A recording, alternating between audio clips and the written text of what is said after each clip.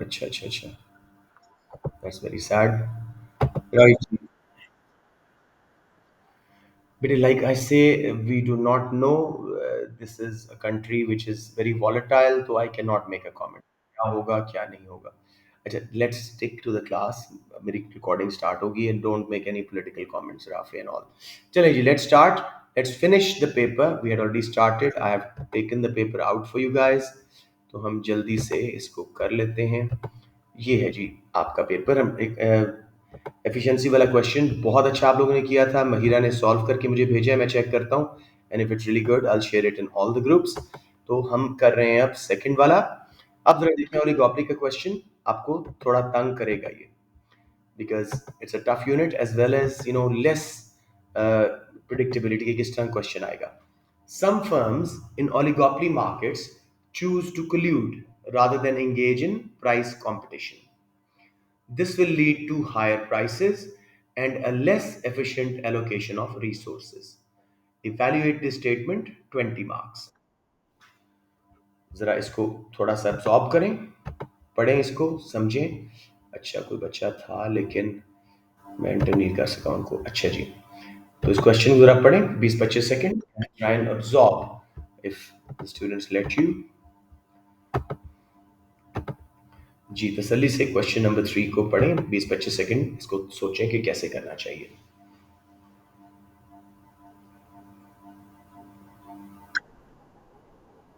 अभी अभी अभी मुझे ना बताएं, अभी मुझे वेरी गुड स्टार्ट, बट अभी ना बताएं मुझे। लेट एवरीबडी थिंक, हर किसी को अपने माइंड में एक स्केच बनाने दो और फिर उसके बाद हम इसको कल की तरह कंसोलिडेटेड तरीके से करने की कोशिश करेंगे। राइट जी, सो क्वेश्चन नंबर 3, एवरीबडी जरा देखें और उसके ऊपर अपने माइंड में कुछ आइडिया लेके कैसे इसको करना है।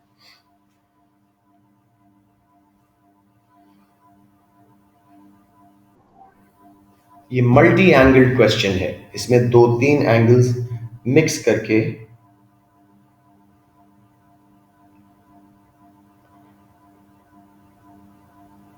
आपने करना है।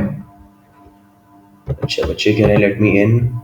Hussain Qasim, are you in the class?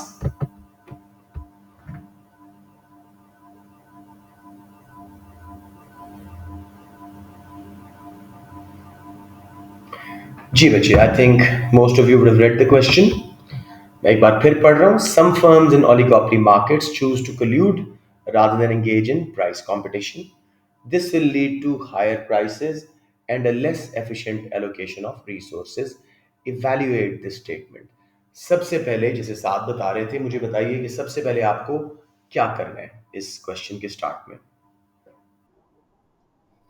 Features, features of oligopoly, बिल्कुल ठीक है। क्योंकि 20 मार्क का क्वेश्चन है, हम कोई 5 एक फीचर्स जरा बता देंगे। तो पहला हम कर लेते हैं जी, आप किसी को बताओ क्या फीचर होते हैं ओलिगोपोली के। Price maker, entry. एक बच्चा ने फ्यू फर्म्स कुछ बोला था। शाबाश, वेरी गुड। 3 फीचर्स हो गया, हाई बैरियर्स टू एंट्री हो गया, और बताएं।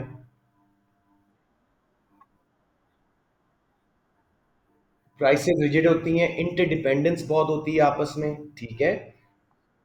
मर्जर्स टेकओवर्स होते हैं, शाबाश, very good, I am happy. Non price competition, different methods use करते हैं, बहुत अच्छे। तो हम इन्हीं 5-6 को एक बार जरा कंसोलिडेट कर लेते हैं। Oligopoly markets are characterized by certain features such as a few firms dominate the market, few large players, say 5, 2 to 15, dominate the market share and they control the market. उसके बाद हम इसमें आ जाते हैं कि जी the firms are profit maximisers but they may or may not choose to maximise profit. ठीक है, प्रॉफिट मैक्सिमाइजर हैं लेकिन they may or may not choose to maximise profit. तीसरा ओलिगोपोली का feature, there are substantial, high ना लिखिएगा वो monopoly में, सब्सटैंशियल बैरियर्स टू एंट्री। उसके बाद जी लो कॉन्सेंट्रेशन रेशो, ठीक है, हाई कॉन्सेंट्रेशन रेशो, सॉरी, चंद फर्म्स के हाथ में मार्केट शेयर स्क्वीज्ड होता है। Key characteristics are interdependence between firms and which leads to price rigidity. कोई कंफ्यूजन बच्चों यहां तक? ओके, अब हम बात करते हैं यहाँ पे, थोड़ा सा बता देते हैं कि प्राइस कंपटीशन क्या होता है। In non-collusive models of oligopoly, firms compete on prices.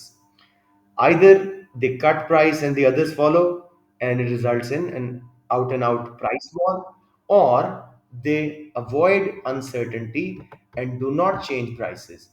They stick to current market prices and output, which leads to kink demand curve and game theory models. समझ आ गया मेरा बेटा? क्योंकि इसमें हमें प्राइस कंपटीशन ज्यादा बात नहीं करनी, सिर्फ उसने वर्ड बोला हुआ तो हमें इसको करना जरूरी है। In non-collusive models, firms also compete on non-price basis. Non-price competition की मुझे कोई एग्जांपल दें, प्राइस चेंज करने के अलावा कैसे फर्म्स compete करती हैं? एग्रेसिव एडवर्टाइजमेंट, प्रमोशन, और जी अपनी प्रोडक्ट्स में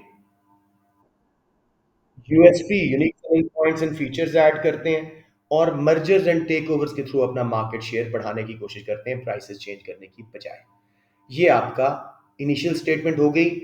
अब एक और टर्म यहाँ पे है, मुझे बताएं वो हमें डिफाइन करना जरूरी है। एफिशिएंसी, क्योंकि वो कह रहा है कि less efficient allocation of resource होती है। So efficiency in economics refers to producing at the lowest possible cost using least inputs, productive efficiency, which includes x and technical efficiency। बस कोई ग्राफ नहीं, कुछ नहीं, वो मेन क्वेश्चन नहीं है। It also includes allocative efficiency, where MC should be equal to AR or price, which maximizes consumer satisfaction.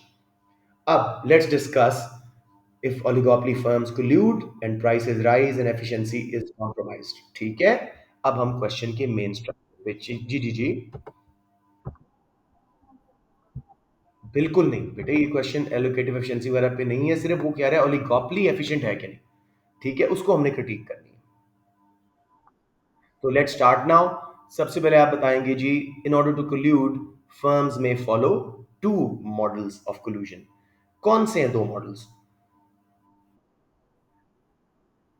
Yes, either tacit informal agreement in form of price leadership, इसमें कोई agreement sign नहीं करते, informally आपस में agree कर लेते हैं। और दूसरा है cartel, which is a formal agreement to fix prices and output. अब हम प्राइस लीडरशिप से स्टार्ट करेंगे। इन प्राइस लीडरशिप कुछ मुझे बताएंगे, दो तरह की हमने पढ़ी थी price leadership. Dominant price leadership, where one firm with the largest market share and lowest average cost due to economies of scale, large firm है, sets the prices and the rest of the firms follow the price set by the leader.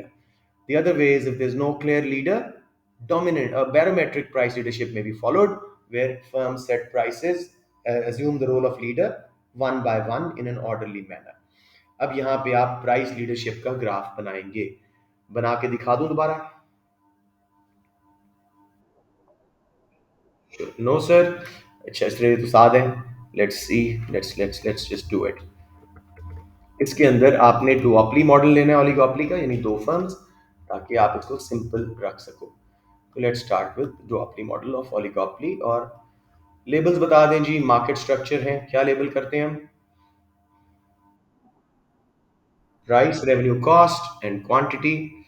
Demand curve लगाएं normal सा, ना elastic ना elastic, इसके साथ लिखें A R, और bracket में लिखें इंडस्ट्री पूरी का है ये, दोनों फर्म्स का।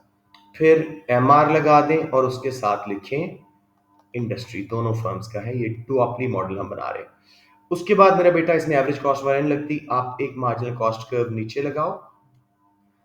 एमसीए ये डोमिनेंट फर्म है जिसकी कॉस्ट कम है, और दूसरा मार्जिनल कॉस्ट कर्व जरा ऊपर लगाओ, एमसी ऑफ बी, ये जरा छोटी फर्म है, इसकी कॉस्ट ज्यादा है। यहाँ पे किसी बच्चे को कंफ्यूजन आ रही है, मुझे बता दें जी। बेटे मैं काफी देर से उसे पूछ रहा हूँ कि आप आए हैं कि नहीं, वो जवाब ही नहीं दे रहा। नहीं आ रहा बेटे, उसे कहो दोबारा ज्वाइन करें। इस तरह he tells me after like 5 minutes मुझे एंटर करें, ही शुड ज्वाइन, मुझे प्रॉम्प्ट आएगा तो मैं ज्वाइन करवा सकूंगा। ठीक है, अच्छा जी। अब हम चल रहे हैं वापस। अच्छा जी, एमसी, हाँ अब महल में आ गए हैं वो, फातिमा साकिब है ये तो। राइट जी, तो एम सी ए लगाया आपने, और उसके बाद एम सी बी दूसरी फर्म का, वो जरा हाई कॉस्ट फर्म थी, लगा दिया हमने। अब मेरा बेटा एम सी ए और एम आर को, ए फर्म जो है अपना प्रॉफिट मैक्सिमाइजिंग इक्विलिब्रियम ले रही है, ठीक है, और ये क्वांटिटी ऑफ फर्म ए हुई, इसको डिमांड कर्व तक जाके प्राइस सेट कर दो ए की, ठीक है। अब फर्म बी भी चाहेगी कि मैं प्रॉफिट मैक्सिमाइज करूं, एम सी एम आर की इक्विलिब्रियम लेगी, क्वांटिटी ऑफ फर्म बी, और जब प्राइस सेट करेगी तो वो हाई हो जाएगी और बी का माल कम बिकेगा, उसका रेवेन्यू गिर जाएगा।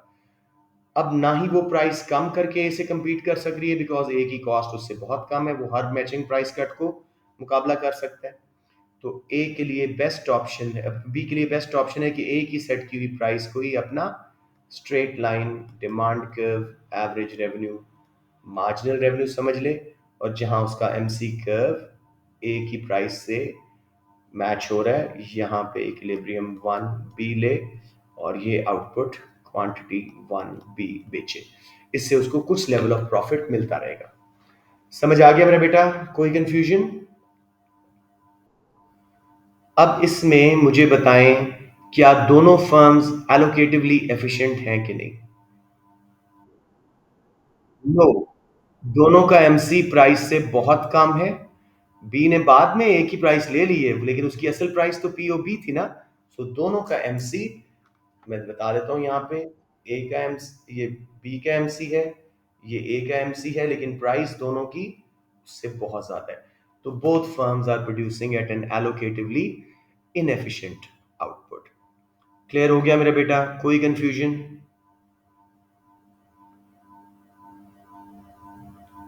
ओके। उसके बाद हम चलेंगे कार्टेल के ऊपर। अब आप लोग मुझे बताएं जी, कार्टेल क्या होती है?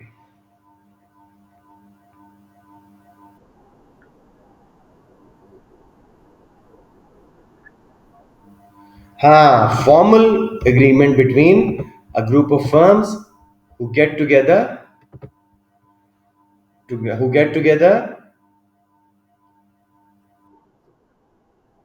yes, to fix output and raise prices.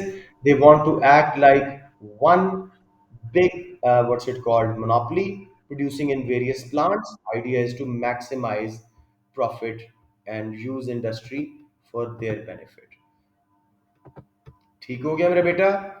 अब उसके बाद, जी वालेकुम सलाम, उसके बाद जो है आप कहेंगे जी, cartel can have two distinct ways of operation. They can be profit maximising cartel, ठीक है, and they can be crisis cartel where they just building barriers to entry, ठीक है। So if they build barriers to entry, तब भी inefficient है, अगर profit maximise कर रहे हैं तब भी इनएफिशिएंट है। अब उसका ग्राफ बना देते हैं, रिक्वायर्ड नहीं है लेकिन क्योंकि हमने एफिशिएंसी से लिंक करना है, तो हमें अब तीन ग्राफ हमने साइड बाय साइड बनाने हैं। बहुत आसान है, लेकिन बच्चे इसमें जरा स्ट्रगल करते हैं, स्पेशली वो जो एब्सेंट रहे थे। जी मेरा बेटा, बता दो, बता दो, कोई हर्ज नहीं है। ये आ गया जी, प्राइस रेवेन्यू कॉस्ट इंडस्ट्री की, ये आउटपुट, ओके। उसके बाद मेरा बेटा हमने ये लगाया जी इंडस्ट्री का डिमांड कर्व और इंडस्ट्री का मार्जिनल रेवेन्यू कर्व, साथ में हम लिख देंगे इंडस्ट्री, इंडस्ट्री, और फिर हमने इंडस्ट्री का, दो फर्म्स हैं, ओलिगोपोली है, मार्जिनल कॉस्ट कर्व, और इसके साथ भी हम इंडस्ट्री लिख देंगे। एमसीएमआर की इक्विलिब्रियम लिया कार्टेल ने, ये आउटपुट सेट हुई, डिमांड कर्व तक जाके ये प्राइस इंडस्ट्री के लिए सेट कर दी। अब इसी प्राइस को एक्स्ट्रापोलेट किया, ये हमारी फर्म ए, उसको भी कहा यही प्राइस चार्ज करो। थोड़ा सा इसको इसके स्केल के मुताबिक बनाना चाहिए था, मैं थोड़ा सा इसको यहाँ पे ठीक कर दूँ, या इसको दोबारा यहाँ पे मैं ज्वाइन कर दूँ, और चले कोई बात नहीं, टेढ़ा हो गया लेकिन बात समझ आ रही है। अब जी, इस फर्म का आप जरा एवरेज कॉस्ट कर्व नीचे तक लगा दें, इसको जरा एफिशिएंट बना दें, और फिर एमसी बिल्कुल इधर आके ना आपने कोटा बनाना है, ठीक है। ये एमसी लगाएंगे ना इसका, तो कोटा देना है मार्जिनल कॉस्ट कर्व के मुताबिक। इस कोटा ओ क्यू को आप डिवाइड कर रहे हैं दो फर्म्स के दरमियान, ये कोटा फर्म ए का हो गया। इस कोटा पे ऊपर गए, ये कॉस्ट है हमारी, इसको कोई पॉइंट्स दे दें ए बी, और डिमांड कवरेज जाके सी, और ये प्राइस। तो ये सारा एबनॉर्मल प्रॉफिट ये फर्म कमा रही थी। ठीक है, अब फर्म बी को भी यही प्राइस दे दी गई कि आप इसी प्राइस पे चार्ज करें। अब ये थोड़ी सी इनएफिशिएंट फर्म है, इसका एवरेज कॉस्ट बहुत थोड़ा सा उसके ऊपर है, इसका मार्जिनल कॉस्ट लगाएं। कोटा अगेन मार्जिनल कॉस्ट के मुताबिक दिया जाएगा, कोटा ऑफ बी अगेन। अब एवरेज कॉस्ट तक गए, सिर्फ इतना सारा प्रॉफिट ये कमा रही है ए बी सी पी। ठीक है, लेकिन प्रॉफिट शेयर होगा एग्रीड रेशियो पे। अब इन दोनों ग्राफ्स में देखें, क्या दोनों फर्म्स का मार्जिनल कॉस्ट प्राइस के बराबर है, एलोकेटिव एफिशिएंसी है?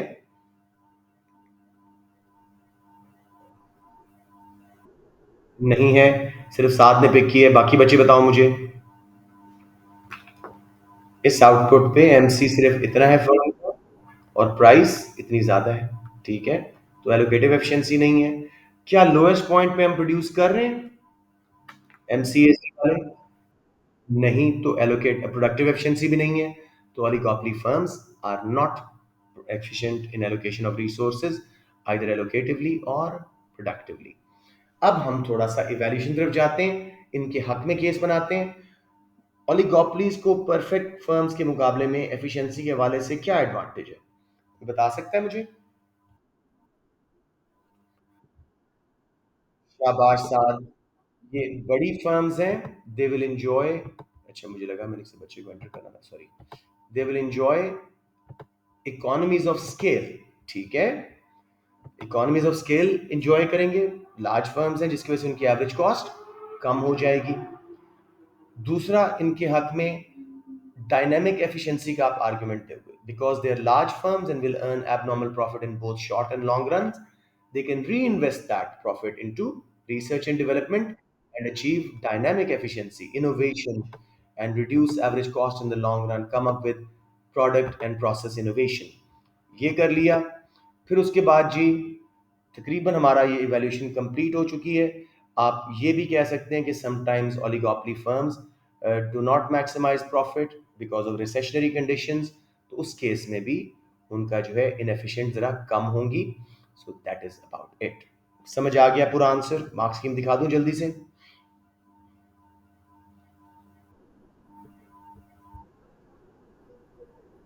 बेटे देखो, ये लार्ज फर्म्स हैं ओलिगोपोलीज, तो इनको इकोनॉमीज ऑफ स्केल मिलने का चांस है।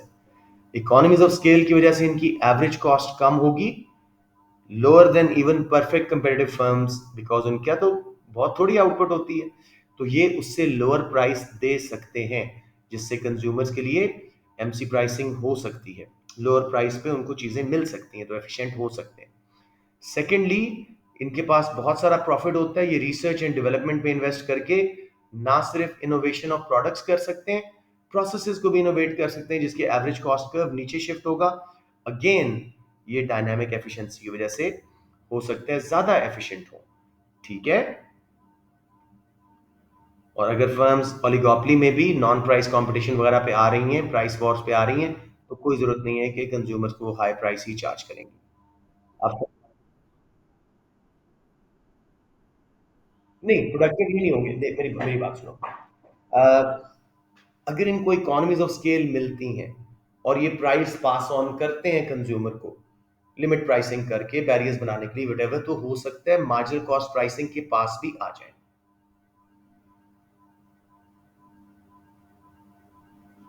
समझ आ गई बात? हम पॉसिबल कंडीशंस ले रहे हैं इवैल्यूएशन के लिए। मुझे बताएं बेटे। सॉरी, ये इवैल्यूएशन थी। उसने हमें क्या यहाँ पे स्टेटमेंट दी है कि जी फर्म्स कोल्यूड करती हैं प्राइस कंपटीशन की बजाय, जिसकी वजह से प्राइसेस हाई होती हैं और एफिशिएंसी कम। तो हमने यहाँ पे पॉसिबल सिचुएशंस जहां ये प्राइसेस कम चार्ज करेंगे और एफिशिएंसी इनकी परफेक्ट मार्केट से भी ज्यादा हो सकती है, डायनामिक एफिशिएंसी की वजह से और इकोनॉमीज ऑफ स्केल की वजह से, बता दी बेटे। वो कल्यूजन नहीं है ना मेरे बेटा, क्वेश्चन कल्यूजन पे। उसका बस रेफरेंस शुरू में देखिए हम, समझ आ गया? उसका सिर्फ रेफरेंस देखिए।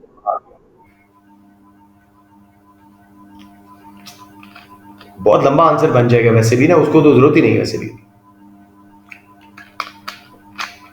इफ एवरीबॉडी इज क्लियर, मैं जल्दी से मार्क्स स्कीम दिखा दूं और फिर मैं आपसे आज ये शेयर भी कर दूंगा, ताकि आप लोग खुद चाहो तो ओलिगोपोली के क्वेश्चन करके भी अपनी एक्सपर्टीज डेवलप कर लो।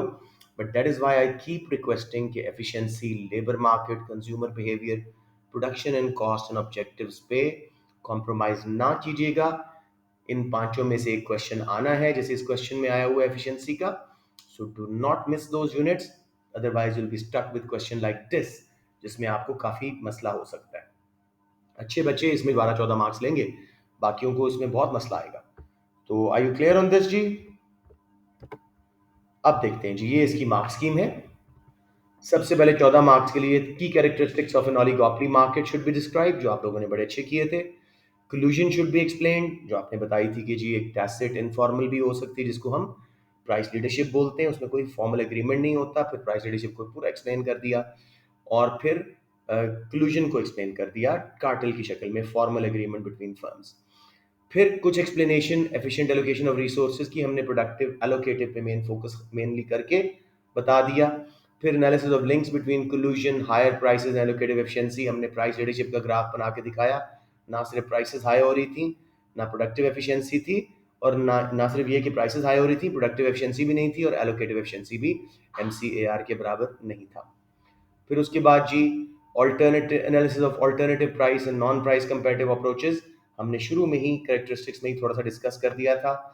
इनएफिशिएंसी, एक्स इनएफिशिएंसी आप बता सकते हो, मैंने सिर्फ एमसीएसी के बराबर ना होना टेक्निकल इनएफिशिएंसी बताई थी। फिर इवैल्यूएशन में let's see what they've taken, पहले ली है इन्होंने, हाँ वही साइज ज़्यादा है तो उसके रिजल्ट में चॉइस कंज्यूमर्स की ज़्यादा होगी। फिर उसके बाद डायनामिक एफिशिएंसी, इन्वेस्टमेंट करते हैं जिसकी वजह से लोअर प्राइसेस पास ऑन कर सकते हैं। स्पोर्टिंग डायग्राम भी आप दे सकते हो, इकोनॉमीज इसका अपना एवरेज कॉस्ट को पूरा नीचे शिफ्ट करके, डायनामिक एफिशिएंसी में लॉन्ग रन एवरेज कॉस्ट पूरा नीचे शिफ्ट करते हैं, जैसे एक्सटर्नल इकोनॉमीज ऑफ स्केल का होता है। Such a decision will enable firms to benefit from economies of scale, reducing managerial inefficiency and lower prices आ सकती हैं। Potential negative effects of collusion can be accounted for by government intervention, ये मैंने बात नहीं की। इंटरवेंशन और regulation के through collusion का जो नुकसान है उसको रोका जा सकता है। कंक्लूजन में हम बात करेंगे कि जी कुछ हद तक इनएफिशिएंसी डेफिनेटली आएगी, बिकॉज ये परफेक्ट मार्केट्स नहीं है, but in some extreme cases economies of scale and dynamic efficiency, oligopolies may actually be more efficient than perfect competition even. Clear हो गया मेरा बेटा? जरूरी नहीं है प्राइसेस बढ़े और एफिशिएंसी कम हो। इन जनरल ये मैं आपको भेज रहा हूँ आज बेटे। कौन सा बताएं?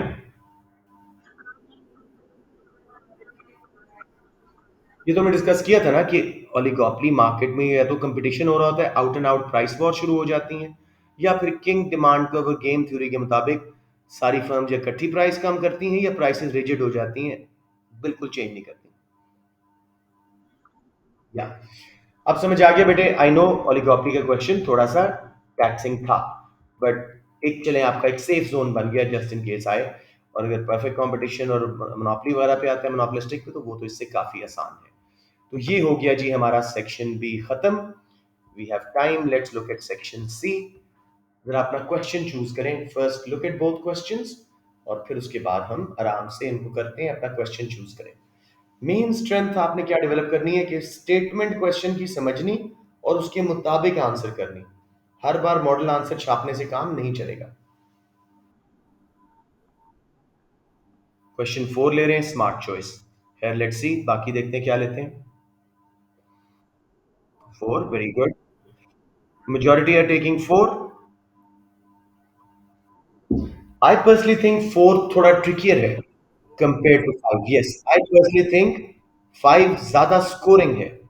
ग्लोबलाइजेशन में बहुत कुछ लिखा जा सकता है, मल्टीनेशनल, थ्योरेटिकल है, कोई ग्राफ नहीं है।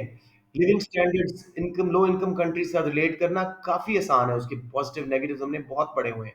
सो बिकॉज उस पर जारी बात है, आखिरी यूनिट है, बच्चों की रिवीजन शायद अभी तक नहीं है, तो उन्होंने इस तरफ नजर नहीं मारी। मुझे लगता है question number 5 is much easier. So shall we attempt question number 5 first? या अब जरा क्वेश्चन को तसल्ली से समझते हैं. Assess, look at both sides and then come up with a conclusion, final judgement. The impact of globalisation, पहली की term, on standards of living, दूसरी की term, in low income country. तीन की टर्म्स हैं जिनको हमने पहले बताना है. अब आप लोग अपनी नॉलेज के मुताबिक मुझे बताएं ग्लोबलाइजेशन है क्या, डिफाइन करें, और किस किस तरह से ग्लोबलाइजेशन दुनिया में हो रही है, उसके किन किन वजहों से ग्लोबलाइजेशन हो रही है, वो मुझे बताएं. शाबाश, पहले पहले पहले पहले वो बताएं मुझे. पहले मुझे वो बताएं. शाबाश, पहले मुझे बताएं व्हाट इज ग्लोबलाइजेशन. ये सही डेफिनेशन है. Globalization is refers to the world becoming like one big market and countries merging their economic affairs, becoming more and more like one global village. समझ आ गया? अब मुझे बताएं कोई चार पांच रीजंस ग्लोबलाइजेशन क्यों हुई है और ग्लोबलाइजेशन कैसे हुई है. पहले बोल रहे थे आप लोग, बोले शाबाश. सॉरी, मतलब फ्री ट्रेड की तरफ आने की वजह से ग्लोबलाइजेशन हुई है. पहला, फ्री ट्रेड की वजह से ग्लोबलाइजेशन हुई है. गुड. और बताएं ग्लोबलाइजेशन कैसे हुई है. Technological transfer, labour and technology की, कैपिटल की transfer between the world from one country to another, global movement की वजह से, इजी रिक्वायरमेंट्स ऑफ वीजा वगैरह. तीसरे नंबर पे क्या हुआ है जी?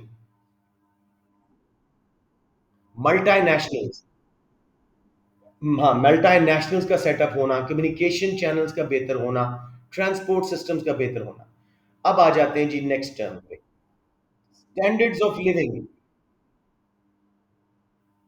स्टैंडर्ड्स ऑफ लिविंग क्या होते हैं?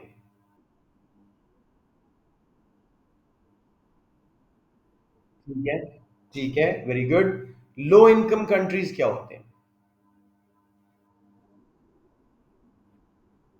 Very good. और पॉवर्टी ज्यादा है, पॉपुलेशन रेट ज्यादा है, इंफ्रास्ट्रक्चर डेवलप नहीं, एजुकेशन हेल्थ केयर कम है. समझ आ गया?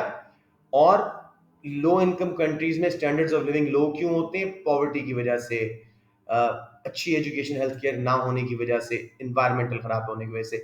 ये हमने बेसिक्स कर दी. अब हम चल रहे हैं ग्लोबलाइजेशन का एक एक पॉइंट पिक करेंगे, और उसको लो इनकम कंट्रीज के लिविंग स्टैंडर्ड्स पे क्या पॉजिटिव असरात हो सकते हैं, क्या नेगेटिव असरात हो सकते हैं. बहुत आसान क्वेश्चन है इस लिहाज से. फ्री ट्रेड के क्या क्या पॉजिटिव्स आए हैं लो इनकम कंट्रीज को?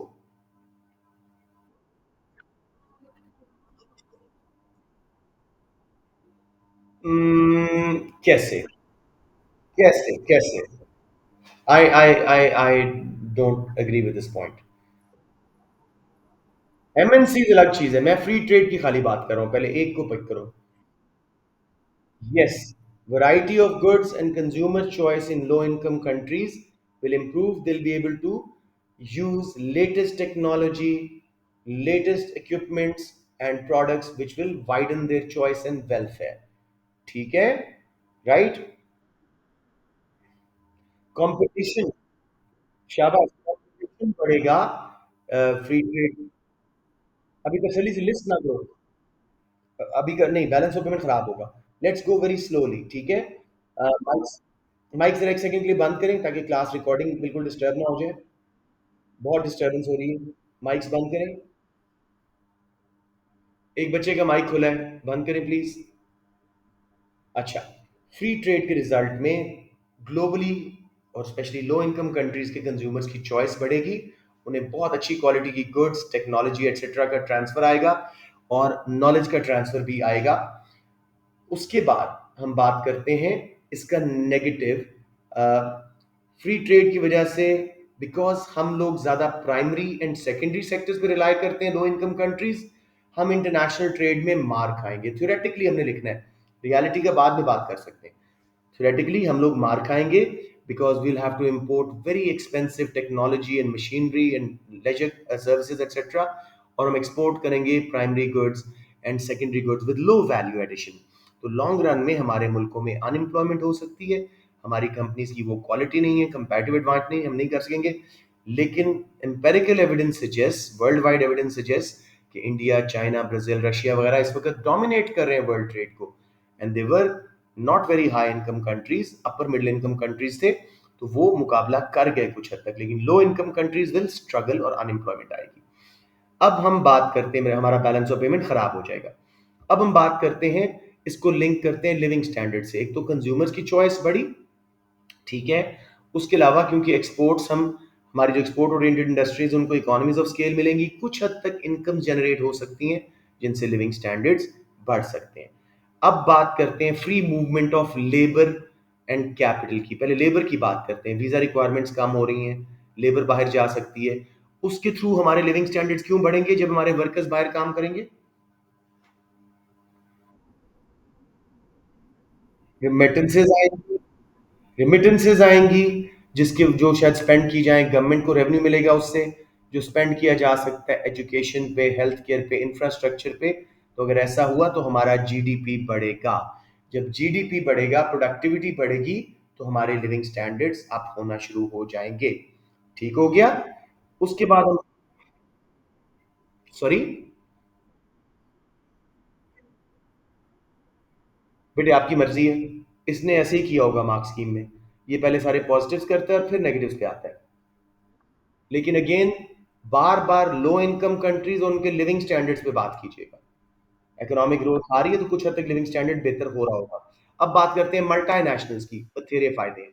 मल्टानेशनल्स के आने से एम्प्लॉयमेंट जनरेट होगी, ठीक है, इनकम्स बढ़ेंगी, ठीक है, वो हमारी वर्कर्स को ट्रेनिंग दे देंगे, उससे इंडिजिनस पॉपुलेशन की शायद ट्रेनिंग बढ़ जाए। लेकिन अक्सर वो हाई स्किल्ड जॉब्स के लिए बाहर से लेबर मंगवाते हैं, जिसकी वजह से लोकल वर्कर्स को इतनी ट्रेनिंग नहीं मिलती। ये साथ साथ बेटे चमन, अगर डिसएडवांटेज भी करते जाओ ना, आपके लिए लाइफ इजी हो जाएगी।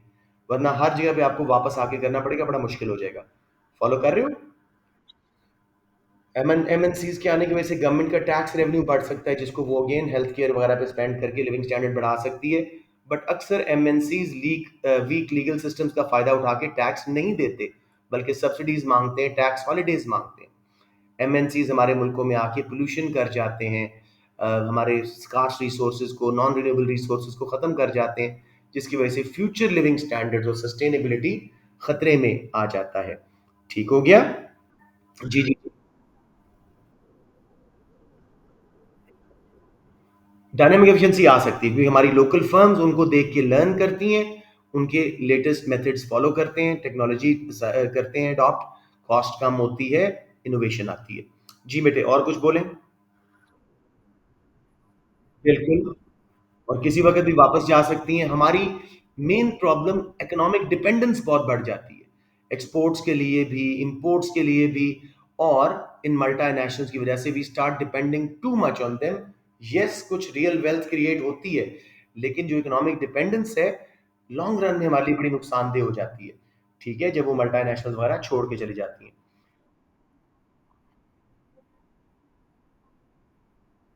बिल्कुल कह सकते हैं, एक्सप्लॉइट करती हैं लेबर को, लेबर को एक्सप्लॉइट करती हैं, एनवायरनमेंट को खराब करती हैं, गवर्नमेंट को टैक्स नहीं देती, थ्रेटन करती हैं। ये सारी बातें बिल्कुल ठीक है। अब जी कंक्लूजन देते हैं। Yes, there is a positive link between low income countries living standards and globalisation because of economic growth, but let's not confuse living standards with just monetary welfare. Other facets of it, education, healthcare, environmental conditions, may not improve that much. So there is no conclusive evidence कि इनकी आने की वजह से लो income countries के standard of living बेहतर होंगे। Got it मेरे बच्चों? ओके, बिल्कुल होगा। मैंने तो बोला balance of payment long run में हमारा डेफिसिट होगा। मैंने काफी देर पे बच्चों ने बोला था इंपोर्ट्स बढ़ेंगी। बिल्कुल, हम कितने ज्यादा हम इंपोर्ट डिपेंडेंट हो गए, हमें लोकल चीजें पसंद भी नहीं आती। अब जी वापस चलते हैं और लेट्स सी मार्क्स स्कीम किस हद तक हमारी बातों को, मैं ख्याल में हम बहुत आराम से कवर कर चुके होंगे। बट लेट्स सी, ये एक्सपेंडिचर रिड्यूसिंग वाली छोड़ दें, अभी इसको देखते हैं। ये आ गया जी। assess the impact of globalization on the living standards in low income countries। सबसे पहले ग्लोबलाइजेशन को डिफाइन किया इन्होंने, खैर वैसे ही बता दिया। Globalisation would promote free trade, free movement of capital, labour and transfer of technology. Cultural and political ties would be strengthened. ये social एक point लिया. Key characteristics of low-income countries would include low levels of productivity, high dependency ratios, low GDP per capita, significant dependence on producing and exporting primary goods. Low living standards are generally associated with high poverty levels, inequality, poor housing, education, health, and rapid population growth. Improvement in living standard is very closely linked with the improvement in economic performance. An improvement in economic performance is measured by increases in GDP per capita and changes in productivity, which enables changes in GDP to be achieved. Globalization through trade and technology transfer should provide opportunities to create more real wealth. Higher levels of tax revenue are likely to be received by low income countries' government. This will enable them to spend more on health and education, housing, वगैरह. These improvements are generally associated with rise in living standards.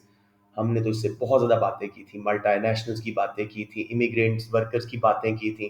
तो yes, we have covered knowledge marks. अब evaluation में देखते हैं. The links between globalization and GDP and increase in living standards is in low income countries are not clear. Sometimes labor is exploited by more advanced high income countries in low income countries. Globalization can lead to economic dependency and significant imbalances of trade. In the long run, might have a negative impact on living standards in low income countries. Higher skilled workers may not be provided training through the global transfer of labor. Therefore, training to indigenous and local population may not take place. In some cases, individual firms in low-income countries might be outcompeted. हमारे कुछ business बैठ जाएंगे multinationals and imports के मुकाबले में. Unemployment then rises and living standard falls.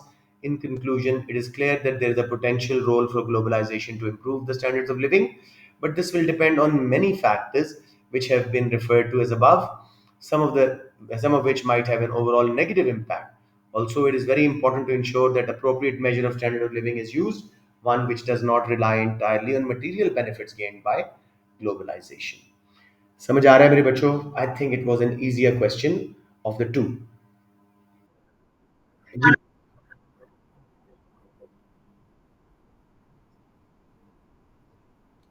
बहुत कुछ है आपके पास. आप इतना कुछ लिख सकते हैं कि आपके हाथ थक जाएंगे और ये खत्म नहीं होगा. जी, अब क्या पूछ रहे थे आप लोग? क्यों नहीं करनी? कर दे थोड़ा सा. अप्रोप्रिएट मेजर जेडी पे नहीं है, हम एचडीआई यूज करेंगे, न्यू म्यू यूज करेंगे, उससे ज्यादा बेहतर पता लगेगा कि क्या वाकई लिविंग स्टैंडर्ड्स लो इनकम कंट्रीज के बेहतर हो रहे हैं. जी, यानी सॉरी, क्यों आपको मुश्किल लग रही है? मैं आपको सही बात बताऊं, इस सीआई का कोई पता नहीं है. एफडीआईज का दिया, उसमें आपके स्पेसिमेन पेपर में, ये ग्लोबलाइजेशन उसके फौरन बाद मिलता जुलता दे दिया इसमें, मार्च में. तो कोई आपको इकोनॉमिक डेवलपमेंट से क्वेश्चन इंशाल्लाह आ रहा है बेटे. वो GDP growth and development page 71 onwards 115 तक जो मैंने कहा था, जितने मर्जी पेपर उठा के देख लो. खैर ये तो नए वाले हमारे पास दो ही हैं, दोनों में आया हुआ है. और इसी तरह एफिशिएंसी लेबर मार्केट में से भी एक क्वेश्चन आपको मिलने वाला है. तो just strengthen yourself on these topics first. फिर हम पास्ट पेपर सारे कर रहे हैं, आपके सारे अदर टॉपिक जैसे आज ओलिगोपोली भी कुछ काफ़ी बहस हो गई, तो उससे भी कुछ आपको स्ट्रेंथ मिल जाएगी. बट जस्ट मेक श्योर कि पहले जो चंद टॉपिक में 5 बोलता हूँ माइक्रो के और 5 ही मैक्रो के, अच्छी तरह कर लो. आपके पहले B and C section save हो जाए. सेक्शन ए मेजॉरिटी आप केस में से ही काफ़ी अच्छा कल हैंडल कर रहे थे.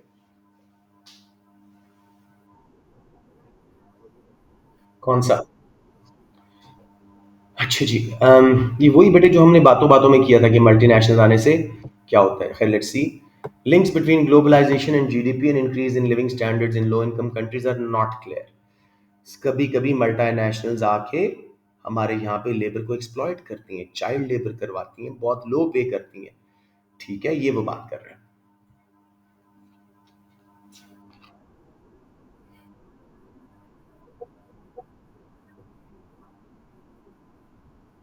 जी जी. अगर नेस्ले हमारे मुल्क पे आई है तो वो हाई इनकम एडवांस कंट्री से आई है, और हमारी लो इनकम कंट्री में आके उसने एक्सप्लॉइट किया लेबर को. जी. और कुछ? मैं आपको अब ये पेपर एंड मार्क स्कीम भेज रहा हूँ, इसको आप देख लें और कोशिश करें इनको ज़रा अच्छी तरह सॉल्व कर लें या कर लें अच्छी तरह समझ के. सॉरी. आसान पे आई एम टेलिंग यू, मैं आपको सच्ची बात बताऊँ, ये पिछले पेपर से आने का चांस है, इसमें भी आया हुआ है। लेकिन मैं आपको सच बताऊँ, ये पिछले पेपर से मुझे आसान लग रहे हैं। 20 मार्क के question compare to those 25 markers and 12 and 13 markers, ये आसान लग रहे हैं मुझे। आई एम बीइंग ऑनेस्ट, अब मुझे ज़रा समझ आना शुरू हुआ है। अगले साल तक और पता लग जाएगा कि कैसे क्वेश्चन आते हैं। लेकिन I personally think there more choice कम है, लेकिन क्वेश्चंस आसान है।